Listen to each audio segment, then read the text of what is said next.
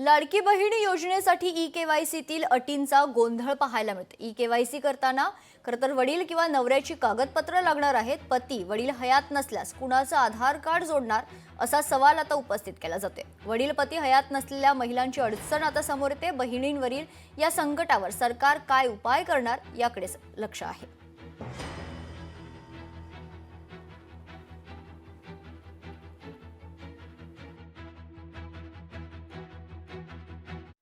कुठच्याही महिला भगिनींवर अन्याय होणार नाही ही सरकारची भूमिका राहील। ज्या पात्र महिला भगिनी आहेत त्यांना मुख्यमंत्री माझी लाडकी बहीण योजनेमधनं काही जर अडचणी निर्माण होत असतील पात्र महिला भगिनींना तर त्यासाठी सरकार नक्की पुढाकार घेईल। मी स्वतः त्या खात्याच्या मंत्री माननीय आदिती तटकरेंशी मी चर्चा करेन आणि या संदर्भात एक बैठक लावायला सांगेन। जेव्हा नवीन सरकार आलं होतं पहिल्या अधिवेशनामध्ये आम्ही बोललो होतो की आमचा अंदाज आहे की तुम्ही 24 ते 25 लाख महिलांची नावं हे लाडक्या बहीण योजनेतून काढचाल अशी भीती तिथं आम्ही व्यक्त केली होती। तेव्हा उत्तर देत असताना मंत्री महोदयांनी सांगितलं होतं अजिबात नाही, आम्ही कुठेही कोणाचं नाव कमी करणार नाही। पण आता जर आपण बघितलं तर 28 लाख महिलांचं नाव तिथं कमी करण्यात आलेलं आहे। आणि तुम्ही म्हणता ते खरं आहे की अजून अटीतटी टाकून अजून एक 50-60 लाख महिलांचं नाव हे कमी करू शकतील।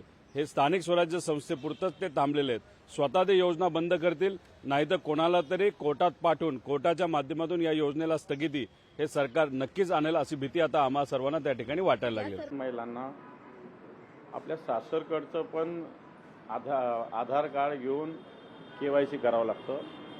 नंतर माहेरचं पण वडिलांच्याकडचं सुद्धा आधार कार्ड घेऊन केवायसी करावं लागतं। मला वाटतं हा प्रकार अतिशय चुकीचा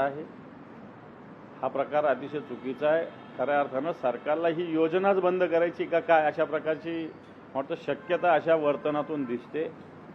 आता एका ठिकाणचं जिथं आहे तिथलं केवायसी आता आपण मान्य केलं पाहिजे। कोणती मुलगी लग्न झालेली आता त्या घरची आहे त्यामुळे त्या घरचे नियम तिला लागले पाहिजे, तिच्या माहेरचे नियम तिला लागण्याचं काही कारणच नाही। आपण सरकार अशा पद्धतीनं या योजनेला कट मारण्यासाठी कमी होण्यासाठी संख्या मला वाटतं असे वेगळे प्रकार करते।